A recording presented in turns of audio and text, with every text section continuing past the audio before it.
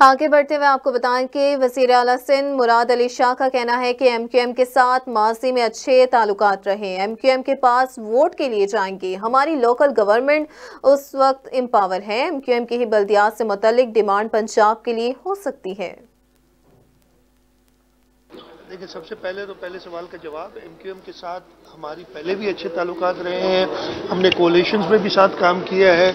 आगे चल के भी हम एक वर्किंग रिलेशनशिप ज़रूर रखना चाहेंगे कि असेंबली के अंदर इस सूबे की फलाह के लिए, सूबे के लोगों के लिए, सूबे के लोगों की तरक्की के लिए, अमन व अमान के लिए हम कोऑपरेट करें, वो हमसे कोऑपरेट करें और हमारी जो भी गलतियां हैं उस पर जायज़ तनकीद ज़रूर करें ताकि हमें भी इस्लाह का मौका मिले। दूसरा, सूबे के वज़ीर आला एक कानून है, मैं वकील नहीं हूँ, इस वक्त हम हाई कोर्ट में खड़े हुए हैं।